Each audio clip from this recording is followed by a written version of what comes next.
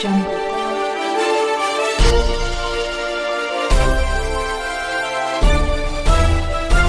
Audio Jungle. नमस्कार, आप देखिए भिंडी के ताजा खबरें। मुख्य समाचार। आज आप हमारे सामने भिंडी के जाने माने एडवोकेट ओम प्रकाश मौर्य जी के साथ डायरेक्ट गुफ्तगू होने वाली है।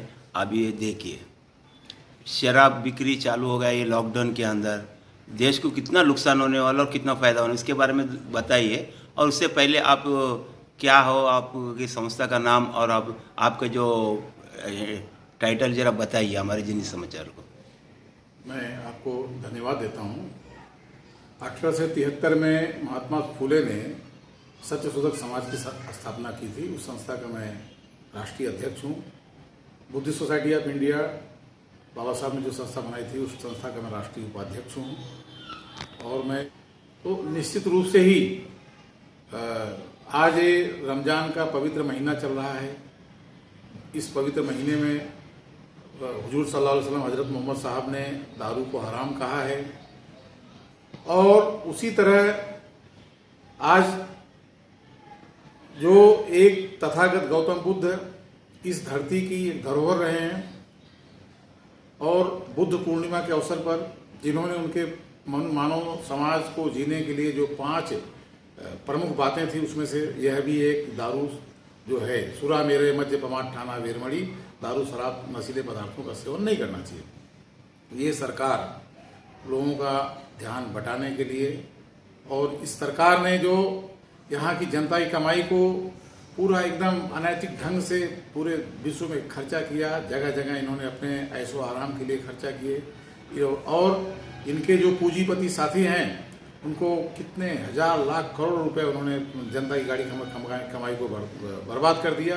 अब उस रिकवरी के लिए फिर से जनता को उस दारू जैसे नर्क में, गर्द में ये डुबोना चाहती है। इसका मैं विरोध करता हूँ।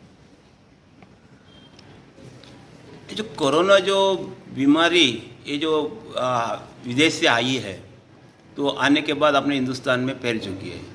500 कोरोना मरीज अपने देश में होने के बाद लॉकडाउन किया गया। तो उससे पहले किया होता तो अपने देश को अपन इतने संकट में नहीं डाल सकते थे, ऐसा लोगों का कहना। आपका क्या कहना है? कोरोना जो बीमारी है वो इस देश की बीमारी नहीं है। इस देश की सबसे बड़ी बीमारी भूख है। आज पूरे देश में कई करोड़ मजदूर रोड पर उतरकर भूख से बिलबिला रहे हैं। कितने मजदूर मारे जा रहे हैं, कितनी स्त्रियां अपने नौनिहाल बच्चे को लेकर रोड पे चल रही हैं। इस देश को बड़े शर्म की बात है।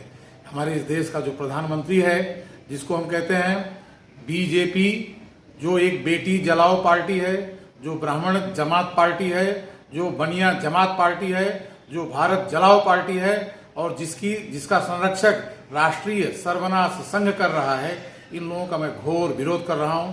इस कोरोना जैसी बीमारी को अगर ये लॉकडाउन कर दिए होते सारे एयरपोर्ट, तो ये यहाँ बीमारी नहीं होती।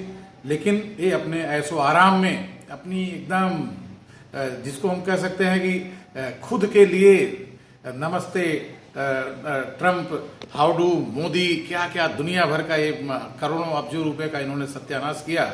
इस देश की गरीब जनता का कोई फायदा नहीं हुआ। और उसी एक घमंड में शूर, ये जो है हमारा जैसे हम कह सकते हैं कि जब क्रांति हो रही थी या रोम जल रहा था, नीलो बांसुरी बजा रहा था, तो उसी तरह से भारत में बीमारी यहाँ आ रही थी। भारत की अर्थव्यवस्था चरमरा रही थी। लेकिन हमारा जो है वह प्रधानमंत्री, जिसको मैं कह सकता हूँ, मैं एक बुद्धिस्ट विचार का हूँ, कड़े शब्दों का प्रयोग नहीं करना चाहिए, लेकिन हिटलर का भाई झुटलर, जो आसाराम का भाई झांसाराम, इस देश में झांसा दे करके लोगों को मूर्ख बनाया। और यहाँ से तमाम कितने कितने लाख करोड़ जितने भी उद्योगपति लेके भागे, और गरीब मजदूर यहाँ मर रहे हैं। तो सबसे बड़ा दोषी ये रूलिंग पार्टी सत्ता है। सारे नेता दोषी हैं इसके। ये भारत देश के अंदर लॉकडाउन होने के बाद मजदूरों की हालत इतनी गंभीर हो गई है कि खाने के लिए उनके पास पैसे नहीं है, तो सब लोग गांव जाने के लिए सोच रहे हैं। तो उनको गांव जाने के लिए ट्रेन की जो व्यवस्था थोड़ा बहुत हुआ है, उसमें पैसा लिया जा रहा है। उसके बारे में आपका क्या कहना है? मैं इसके बारे में सिर्फ यही इतना कहना चाहता हूँ कि इस सरकार को हर बात में हिंदू और मुसलमान के फसाद की बात दिखाई देती है। ये सरकार पहले व्यवस्था कर सकती थी, लेकिन सरकार जो है ये हिंदू और मुसलमान के नाम पर लड़ा करके कुछ विशेष जमात को एक इकट्ठा करके जो ऐसी एक नीति विगत कई महीनों से जो चल रही है, इसको लोग समझ रहे हैं। इस देश का मूल निवासी जान रहा है बहुत अच्छी तरह से।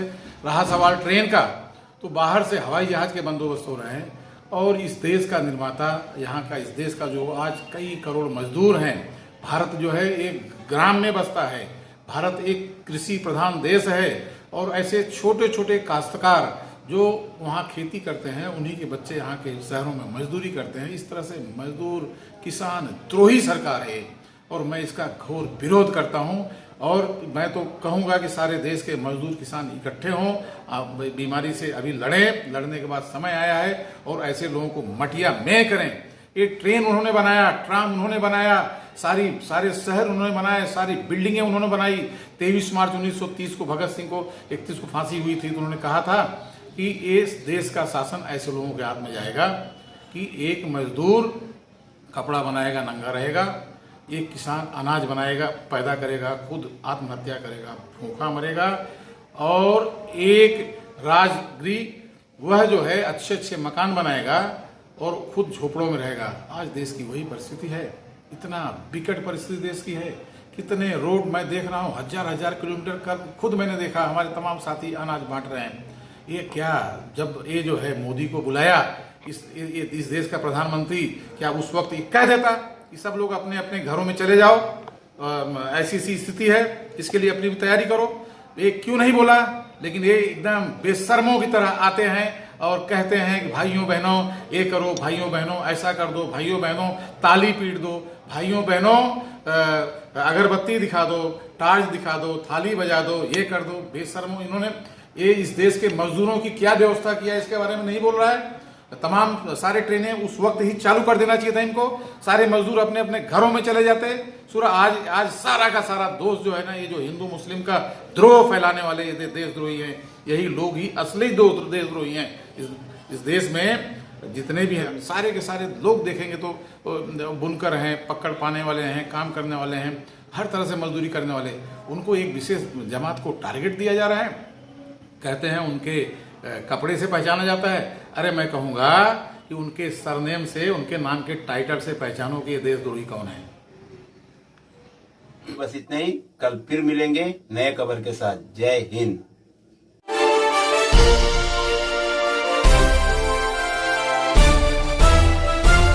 Audio Jungle.